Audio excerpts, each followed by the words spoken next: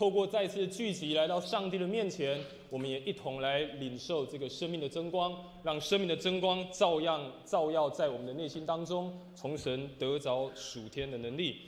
这时候，在我们开始分享信息之前，我们再一起来做一个祷告。亲爱的父神，我们感谢你，在今天早上再一次召聚我们来到你的面前。我们在这里用感恩、欢喜、快乐的心来到你的面前。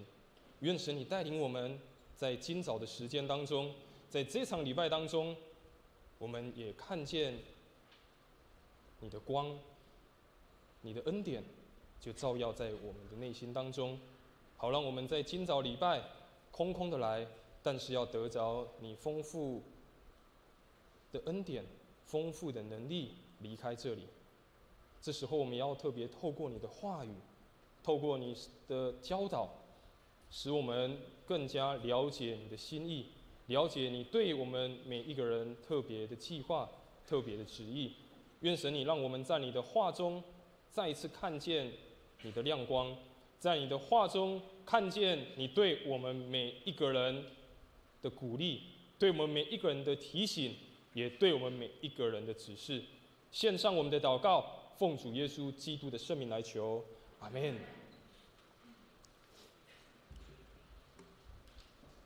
在今天早上，我们要一起来分享一个信息，这信息叫做生命的连结。在过去几次牧师在分享这个信息，在讲道当中有一个系列性的一个分享，从第一个讲到在分享生命的更新，讲到生命的建造，讲到内在里面的人，到今天要分享的是生命的连结。我想我们建造生命的时候，我们开始要认真去思想我里面的人如何的时候，接着下一步我们要开始来寻求，开始来找到一个正确的连结。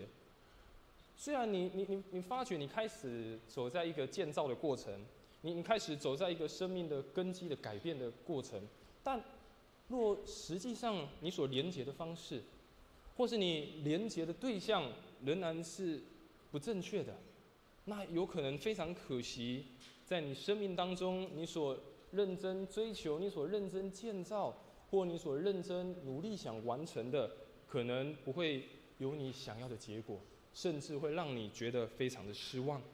所以今天我们要透过这段的经文，耶稣在跟他的门徒在最后的时刻跟他们一起的分享，跟他们的提醒跟鼓励，也盼望这样的经文成为我们生命当中非常重要的提醒。特别这是新的一年开始，这个是今年才第3个礼拜 ，OK， 第3个礼拜才刚开始而已。我想也让我们在心中，我们也做一个祷告，说神啊，在新的一年当中，我要与你更多的连接。神啊，在新的一年当中，我愿意我的生命是跟你有关系的。神啊，在新的一年当中，我是愿意住在与你的关系当中。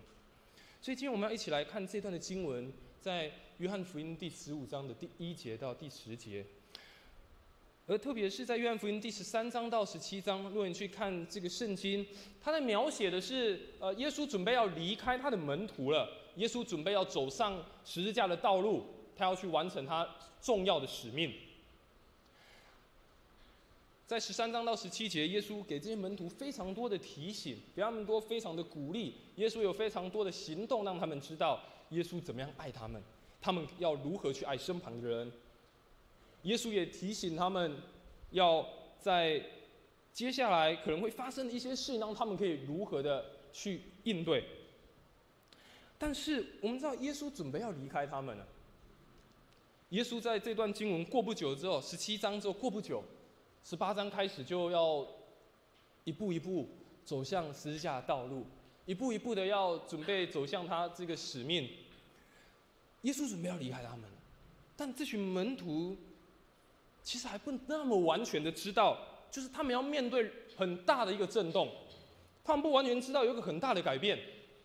或许他们认为，这就是一个晚餐，这就像平常晚上耶稣跟他们在一起，一起吃饭，一起分享，对他们讲道，鼓励他们，安慰他们，提醒他们。或许对这些门徒，他们觉得，就是一个晚上，但他们不知道，甚至他们不完全清楚，非常大生命的震动，生命非常大的改变即将到来了。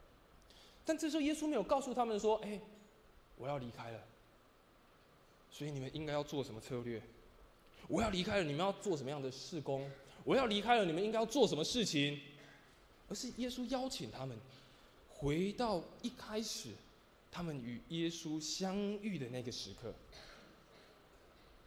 耶稣没有告诉他们说：“我要离开了，然后你要怎么去医病赶鬼？你要怎么传福音？你要怎么去做这个策略？你要怎么去推行这件事情？你要怎么去认真的完成？”耶稣没有告诉他们这件事情，而是在这个经文，耶稣邀请他们回到那个起初，回到这一开始，耶稣怎么邀请他们跟他建立关系，建立这个连结的开始。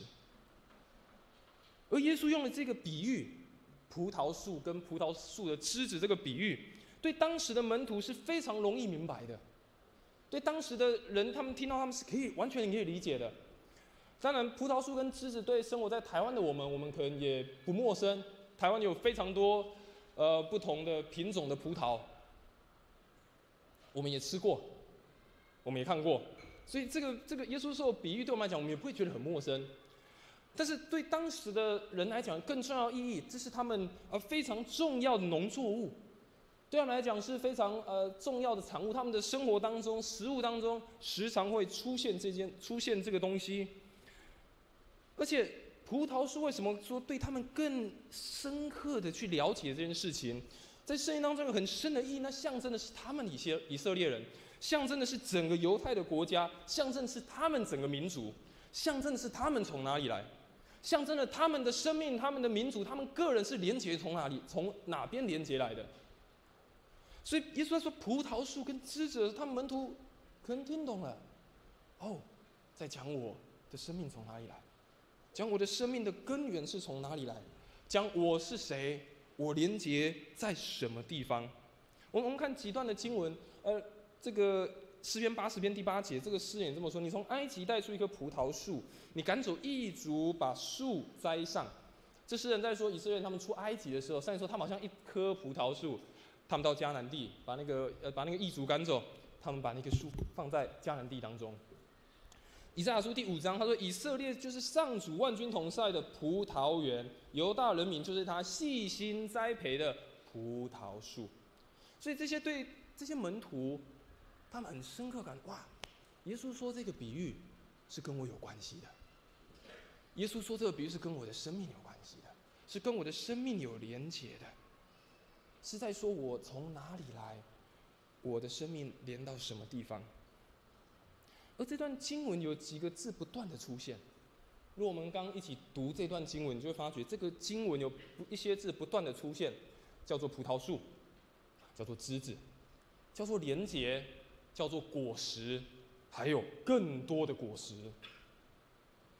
当你第一次看到这个经文，你可能觉得很祝福的经文，更多的果实在我的生命当中，谁不喜欢呢？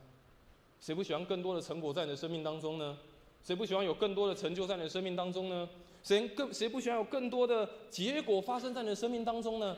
大家都很期待，大家也很喜欢这件事情发生。我去上网查了一下，我没有种过葡萄我没有种过葡萄，但我上网查了一下，那个葡萄如果是成熟的葡萄，而且是长得健康的葡萄，就是一个葡萄对，其实葡萄不是树，它是葡萄藤 ，OK。那个葡萄藤如果是健康的，而且是非常强壮的，这个我上网查了这个 ChatGPT 告诉我，他说可以长到80串葡萄，OK， 可以长到80串葡萄。那我们这个市面上买的葡萄呢，大概一串，平均大概60颗到75颗 ，OK。所以你应该想，如果一串健康的葡萄，它是可以结大概4000多颗到5000多颗葡萄的，它是可以有非常多的果实。没有错，这是耶稣所说的话，这是充满祝福的话。耶稣要祝福你是有一个结果实的人生，耶稣要祝福你是一个有更多果实的人生，在你的各方面，在你的家庭，在你人际的关系，在你的学业，在你的工作，在你的任何的事情，你都会结更多的果实。没有错，这是一个很祝福的经文。但是关键在于，不是只有看到哇，更多的果实，哇，美好的果实。中间有一个非常关键的，叫做连结。中间有一个非常重要的关键字，叫做连结。若失去了这个连结，枝子长得出更多的果实吗？不要说更多的果实，如果没有连结，这个枝子长得出果实吗？所以这个非常关键的，不是说啊，看起来好像就很丰盛、很恩典，相信耶稣啊，我就很有成就。这经文不是这样告诉我们，而是当我们看见更关键的在于连结。所以今天我们要透过这段的经文，我们要3个学习，让我们的生命再一次的学习与主连结。而今天的这段经文，今天要分享的，不论你今天是否第一次来，不论你还在认识这个信仰，或者你还在确认，或者你已经认识很久了，你相信很久了，但我今天仍然要邀请你，在这个圣经上帝的话语当中，再一次的思考：我真的有跟神连结在一起吗？第一个，这段经文可以给我们一个学习提醒的，就是生命的连结是对主的认识中被建立起来的。生命的连结是从对主的认识当中被建立起来的。我们回到一开始的经文，这段经文他说：“我是真葡萄树，我父亲是园丁，所有连接着我而不结果实的枝子，他就剪掉；能结果实的枝子，他就修剪，使它结更多的果实。我是真葡萄树，我父亲是园丁，所有接着我而不结果实的枝子，他就修剪掉；能结果实的枝子，他就修剪，使它结更多的果实。”当耶稣说我是真葡萄树，我父上帝是园丁的时候，代表着有假葡萄树。当耶稣说我是真葡萄树的时候，相对的代表有一个假葡萄树。这个真的意思不是说比较好而已。耶稣不是说我是比较好的那个，我是比较好的葡萄树。耶稣在讲的这句话，在原本的意思当中，它只是唯一真实的，而且是不可替代的。耶稣在这里讲，他说我是真的葡萄树，他在讲的是我是真实的，是不可替代的。我说当时的门徒他们很了解耶稣在讲葡萄树跟枝子的比喻，但当耶稣说我是真葡萄树的时候，代表有一个假的葡萄树。在当时耶路撒冷的圣殿有经历过被拆毁又重建。当耶稣的时代，这个圣殿是再一次被重建起来的时刻。但这个被再一次被重建起来的时刻，它不仅仅是这些犹太人建筑后面的这个西律它也有建筑，所以这个圣殿最后变得非常的华丽，非常的非常的漂亮。当时有一个专门在记录历史的一个历史学家叫约瑟夫，他就记录了当时的圣殿的样子。他这么描写，他说圣殿的入口处全部贴满了金子，就是这个所有的墙壁啊，这个大门啊，说你看得到全部都是金子，四周的墙也一样。此外，在门口的上面还有一些镀金的葡萄枝，上面挂着一串串跟人一样高的葡萄。他说这个圣殿入口全部都是黄金，金光闪闪。然后不止金光闪闪，这个每一个这个门口上面都有挂镶金镀金的葡萄，金马子的葡萄，上面挂着跟人一样高的。当然那个圣殿被拆毁了，所以我们也不知道到底长什么样子。但是有人就照着这样的一个描述，他就画了一个图。你可以看到，你可以大概想象一下，就那个圣殿的大门口，还有很大的柱子。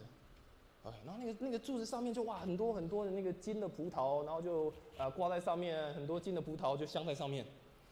然后你看到旁边还有一个爬梯子的祭司，为了要把那个葡萄挂上去。好，那这些金葡萄它每一年都会长大。OK， 这些葡萄每一年都会长大，但为什么会长大？是因为这些外地来朝圣者，他们来到圣殿，他们就带着金葡萄，他们带着金的叶子，他们来奉献。为了要跟这个圣殿有连结，为了要跟这个葡萄树有连结，让这些葡萄继续连下去。这个记录了他说，如果要清洗这些金葡萄，或者是要把那个挂太多了，然后那个旧的要拿下来，要300个祭司才拿得动。对，要300个祭司才拿得动。大概我们如果我们富阳教2堂会有加起来大概450，我们大概2/3的会友，我们才有办法去把这个金葡萄全部拿下来。这些金葡萄每年都会长大，因为有人就会拿金葡萄来连接这个金葡萄，让它看得更漂亮，让它看起来更丰盛，让它看起来更美丽，好像我跟这个金葡萄有关系，因为是我放在这里的。但是我问一个问题是，那没有黄金的人怎么办？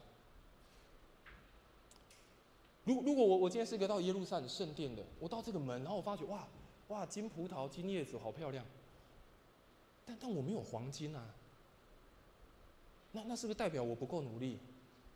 是不是我不够努力，我要去得黄金？我是不够努力，我去得到这些东西，我要连结在这里啊，我要让我的金葡萄也挂在这里啊。那没有黄金人不就失去连结的机会吗？另外一个问题是，如果没有人做这件事，没有人奉献的话，那这个金葡萄会长大吗？如果没有人把这些金葡萄挂上去，或是有人做这些金葡萄出来，做金叶子出来，它会长大吗？它会越来越多吗？最后需要300个人把它们拿下来吗？这些葡萄虽然好像会长大，很漂亮，但是这些葡萄实际没有生命力，因为它们是人努力来的。这些葡萄刚看起来会长大，就是哇，每次到圣殿就哇，那葡萄越来越多哦，这葡萄越来越大串哦，这葡萄越来越漂亮哦。但实际它没有生命力啊，它是人努力而来的。我努力去收集这些黄金，我努力去赚取这些黄金，为了我要可以把我的黄金葡萄挂在那个地方，我为了要可以看到一个连结，因为那是努力而来的。那是努力而来的。那所以回到刚才问题，那我没有黄金怎么办？我是不够努力，我是不够认真。很多时候我们也在做类似的事情。你觉得我在工作职场很认真啊，我很努力啊，我很认真做方案啊，我很认真跑业务啊，我在我学校我很认真读书啊，我很认真学才艺啊。我在我家庭人关系，我跟我的孩子，我跟我的父母，我很认真经营关系啊。我跟我的朋友，我跟我四周人，我很认真去经营这些事情啊。我很努力啊，我一直在做啊。甚至在教会当中，我很认真服侍啊。我很认真传福音，甚至我也很渴望，很认真想要把很久没来教会把他们找回来啊。但是到最后，你会发现，很多时候你会觉得你很累，你会发现到最后都是一头空的。问题出在哪里？问题出在哪里？问题出在我们都觉得我们够努力就可以了。问题出在我们觉得我们只要够努力，我们就可以得到这一些。问题出在我们觉得够努力，我们就可以有连结，够努力我就可以得到我该有的。但你要问你的生命的源头是接在哪里？你要问的是你生命的源头接在哪里？你是不是仍然是靠自己的努力想要去完成这些事情？你是不是想要靠你自己的努力去维持某些关系？你是不是只想要靠着某些努力去完成你自己的成就？以至于你都不断的羡慕别人，哇，这个人好好哦，这个人他有这个，他很会读书，他可以出去玩，他可以有什么，他有什么。但是我要问的一件事情是，你生命的源头在哪里？你所努力的方向在哪里？当耶稣说我是真葡萄树的时候，你们认识这是一个真葡萄树的神？你们认识这是一个真葡萄树的耶稣？还是你认为我有很多葡萄树啊？我有很多我自己的方法，我有很多不同的方式去连结在我们的生命当中。如果我们错误连结源头，你可能把信仰生活变成表现，你可能把跟主连结变成重担，你可能把你每天生活你要处理的事情，你要建立的人际关系，你所要进行的事情都觉得很重担，因为你觉得好累，你觉得我都做不好，你都觉得我没有办法。但要很诚实的问你自己一件事情，是你到底把你生命的源头接在哪里？耶稣说我是真葡萄树，我的父是种葡萄的。耶稣说我是真葡萄树。耶稣说，在这个葡萄树当中有许多不同的枝子，这些不同的枝子影响这棵葡萄树该结果的枝子。当这些枝不同的生长、不同的发出来的时候，耶稣说，把那个多的枝子、不结果的枝子把它剪掉，为了帮助那个真的会结果的、对生命有连结、正确源头的，让它会长大的。耶稣在第3节说：“我对你们所讲的信息已经使你们洁净了。”这就是刚前面的经文第2节看到的修剪是一样的意思。这2个字同意是代表这帮助我们把生命集中在正确的源头当中。神在我们的生命当中修剪，有时候不见得是拿走坏的东西。我想我们可能都有某些的良知，甚至我们有某些的辨别，知道什么叫好的，什么叫坏的。但上帝在上帝的话语，耶稣这样告诉我们，拿走的有时候不一定是坏的，有时候反正是我们觉得看似不错，但却分散我们生命焦点的事物，却分散那个真的该结果的那些枝子。你的生命源头现在接在哪里？你的生命源头接在哪里？耶稣不是生命之一的选项，不是其中之一的选项，是生命的源头。这段圣经告诉我们，耶稣不是生命其中一个选项而已。就是 OK， 今天我来这里，进来这里 ，OK， 礼拜3到耶稣了，礼拜4再换另外一个，而是生命当中唯一的源头。诗篇的诗人在127篇第1节上告诉我们：要不是上主建造房屋，建造者的工作就都无效；要不是上主守护城池，看守者的守卫就都徒劳。如果不是上主建造房屋，建造者就无效。你要知道你连结的在哪里？你要知道你连结的是真葡萄树还是假葡萄树，还是连结在这个世界告诉你该连结的事情。第2个，在这个经文当中，我们一起来学习。既然我们讲要对主的认识，我们就继续来看生命的连结是我们在跟主的关系当中得着能力。我今天不直接跟你说什么叫结果子，要结多少果子，这不是今天该讲的。今天该讲是怎么样连结，怎么样在主的关系我们得着能力，怎么在主的关系当中我们重新去认识他，怎么在跟他连结的过程当中，我们真实的晓得我们生命从哪里来。所以在这段经文接下来第4节，他说：“你们要常跟我连结，我就常跟你们连结。要是不跟我连结，你们就不能结果子。正像枝子不跟葡萄树连接，就不能结果实一样。我是葡萄树，你们是枝子。常跟我连结的，而我也常跟他连结的，必定结很多果实。因为没有我，你们什么也不能做。因为没有我，你们什么也不能做。”常跟这2个字，在那个台语的翻译，一共用不习不习。那如果你看和本，我们就要常看和本，他是说这个常在 ，OK。那不论是哪一个翻译，它的意思都是指不离开、紧密相连。这表示的是一种关系，表示是一种关系的状态。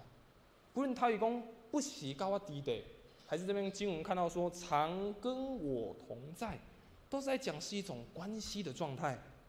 耶稣把焦点从认识他进展到关系的连结。前面耶稣说我是真葡萄树，我父是园丁。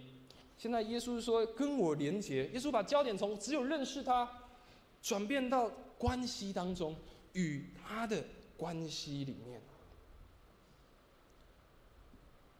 我们必须很诚实问一件事情，在讲到一开始其实已经有讲到，就是如果你是已经在教会很久了，你已经在这个信仰当中很久了，你相信很久了，我必须问你一件事情，你要很诚实的问自己，就是你现在还住在跟主的关系里面吗？我们必须很诚实的问自己，我现在还住在跟主的关系里面吗？如果你还在追求，你还在认识，甚至你第一次来，我也邀请你，你也诚实的问自己：我现在愿意试看看更认识主吗？我也是更愿意跟主连结在一起吗？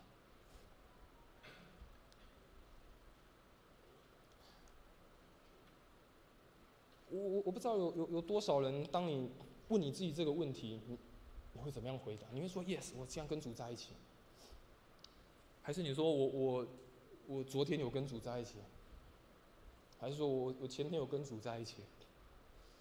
我昨天有祷告 ，OK， 我上个礼拜有祷告，我上个礼拜有敬拜 ，OK， 没有，我们刚20分钟前我们都有敬拜 ，OK， 好，我们都有敬拜也有祷告 ，OK。当你问这个问题的时候，你很认真的问我还在这个关系里面吗？还是你说是啊，神，我在受洗的那一刻，就停留在受洗的那一刻。我用一个比方跟大家分享，那这一个月哈，牧师有机会到台北去参加2场的婚礼啊，都是我们教会的青年他们结婚，那因为他们工作或他们的朋友都在北部，所以他们就在北部举办婚礼。那点是举办婚礼，就是这2个人他们要誓约嘛，啊，2个人要誓约，然后我愿意 ，OK。但我们知道誓约不会只停在我愿意，誓约结婚不会只停在我愿意。那这让我在当看到就是这个要结婚的这2对青年，我再次也回想到我自己的生命。然后牧师结婚大概2年半 ，OK， 还是差不多哈，牧师还长差不多 ，OK。那师母是长得更漂亮 ，OK， 好，更漂亮。那我会重新的回想一件事情，就是当我们2年半前结婚完之后 ，OK， 那如果有人来问我说，你结婚了吗？然后我回答说，有，我结婚了，我在2年半前我有结婚。如果有人问说，我结婚了吗？我说，对，我2年半前我有结婚。那现在呢？现在我没有吗？同样，当你认识耶稣，你邀请他到你的生命当中的时候，你会说，神啊，当你问这个问题说，我还在关系里面吗？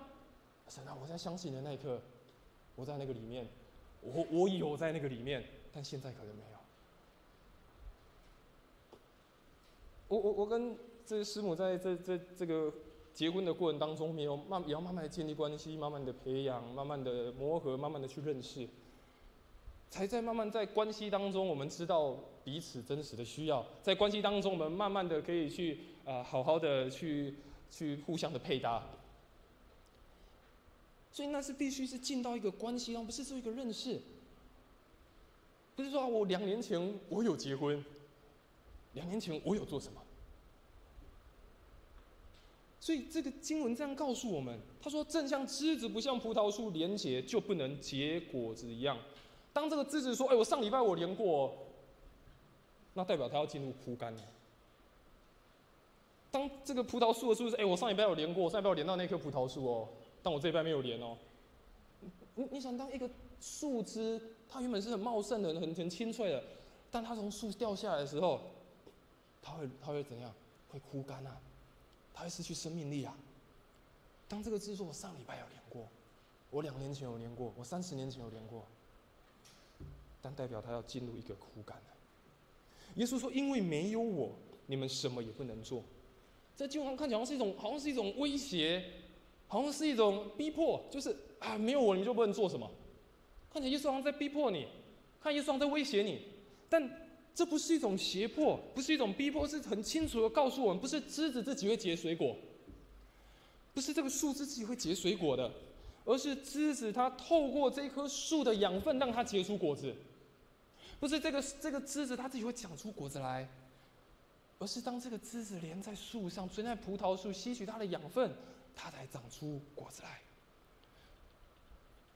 我的前面有放一个篮子哦，刚刚上台就有人在看我到底这个篮子到底是什么东西。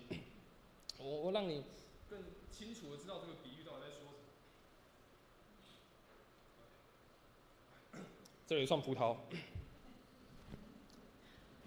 这一串葡萄，那这一串葡萄，它离开葡萄树了，对吧 ？OK， 那现在我觉得哇，这个葡萄很好吃哦，那我就拔了1颗下来。OK， 我拔了1颗下来。那请问那个被拔下来的那个枝，它还会再长葡萄吗？它不会再长葡萄了，为什么？因为它没有连接在葡萄树上。它不会连接所以它拔下来，你说哎，那葡萄就对这个葡萄就对自己说长出来，长出来，长出来，它会长出来吗？不会。你对它说长出来，长出来，长出来，会长出来吗？长不出来。也同样的，这里还有另外一个水果叫香蕉。这个香蕉，你刚刚说香蕉，你结出葡萄吧？我要吃好吃的葡萄。这个香蕉结得出葡萄吗？结不出来，为什么？因为它是连在香蕉树的。纵使它现在连在香蕉树，它也长不出葡萄。为什么？因为它是连接在香蕉树上，它不是葡萄树。所以，这个拿爱心午餐，我们在一起分享。OK， 好。所以，当我们在说结果或能力，不是说多做而来的，不是说努力就来了，而是连结自然流出来的生命力。能力不是多做，你告诉他长出来，长出来，我已经拔掉了，就全部剩一个葡萄枝，然后说长出来，长出来，它就长出来了。努力的长。重点是它有没有连结在一起。我们很熟悉的经文诗篇第1篇的第3节，他说他像移植溪边的果树。我们读和合本比较常读的和合本，它叫做他要栽种在溪水旁的一棵树，或台语嘛是讲栽种在溪边的树。但是在现在中文译本，它翻译出另外一个意思，叫做移植到溪水边的树。它的意思是什么？代表这棵树原本不在溪水边的，但是你看到当这棵树移植到溪水边，当移植到那个水是不断涌流的溪水的时候，它就按季节结果子。它的叶子不凋零，它所做的事情也都样样顺利。最后一个，在这个经文当中，我们一起来分享生命的连结，也是在主的话语当中，我们得着坚固。生命的连结也是在主的话语当中，我们得着坚固。经文这样告诉我们：如果你们常跟我连结，而我的话也常存在你们里面，你们无论要什么，求就会得着。我父亲将因你们结很多的果实而得到荣耀，而你们也因此成为我的门徒。你们常跟我连结，我的话也常常在你们里面，你们无论要什么，求就得着。我父亲就因着你们结很多的果实得着荣耀，而你们也因此成为我的门徒。耶稣说：“我的话住在你的里面。”耶稣说：“你与我连结的时候，我的话住在你的里面。”耶稣说：“我的话不是在那个时代对门徒所说的，不是对那个时代耶稣医治人说你起来行走，我要医治你，你的信心救了你，我要使你得到释放，我要让你得着信心，不是在那个时代发生的，而是在现在也在对你说的话。不是在那个时候才发生，而是在此时此刻也在对你说话。其实我们不是没有听过这一些话，我们不是没有听过这些上帝的话，而是没有让话住到我们的生命里面。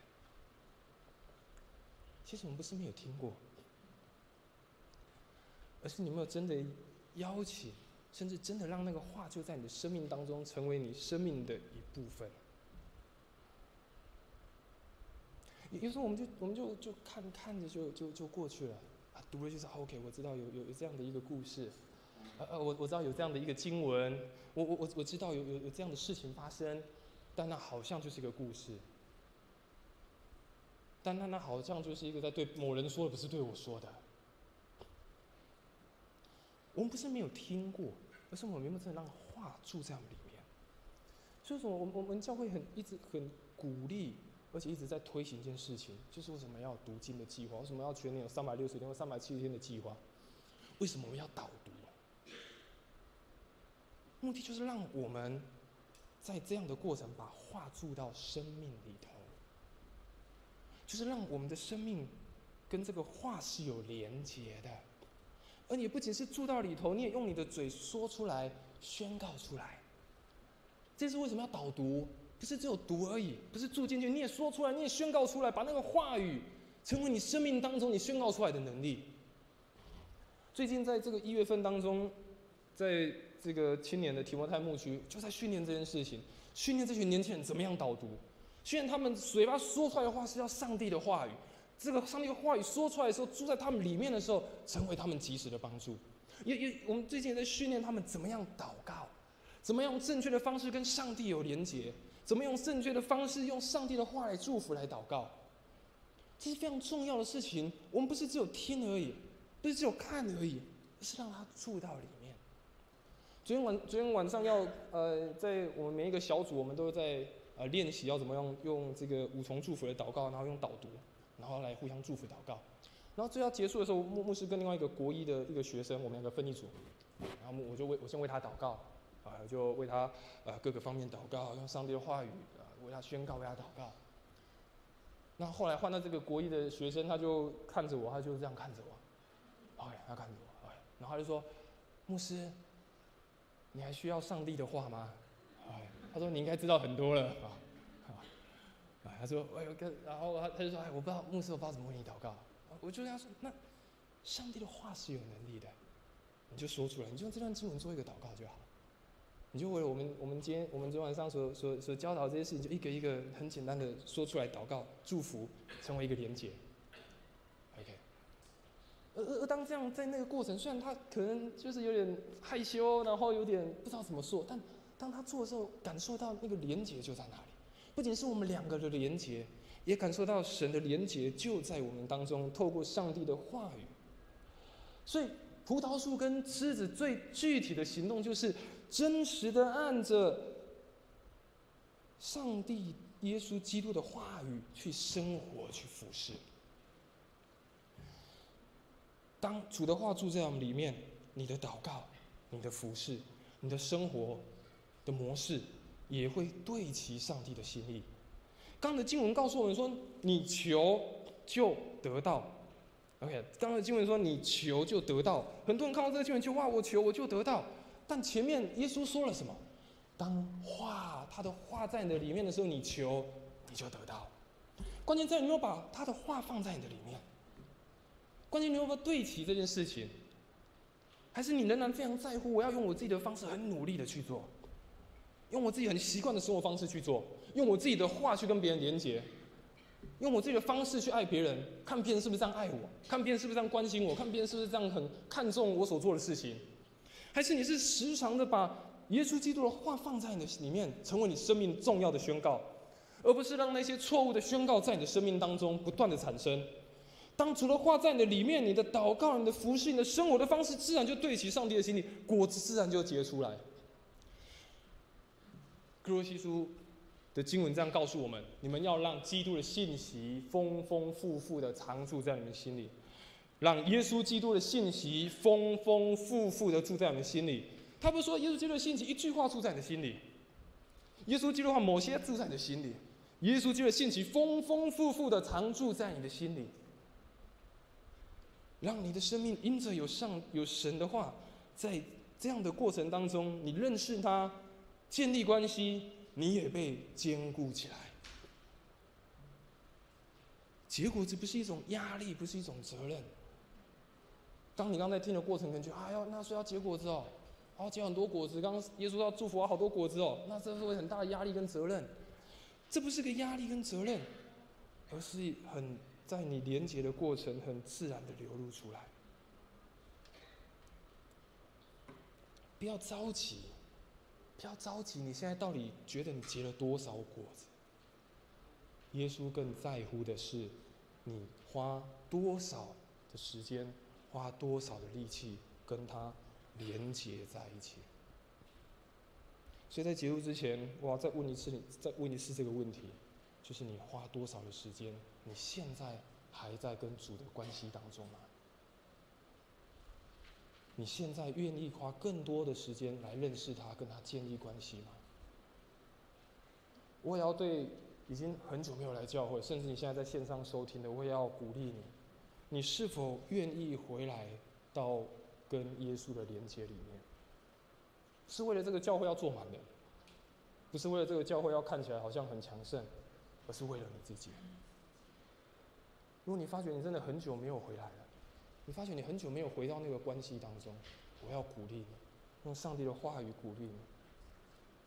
若离了我，没有办法做什么。与我连结的，就结出那个生命的果实。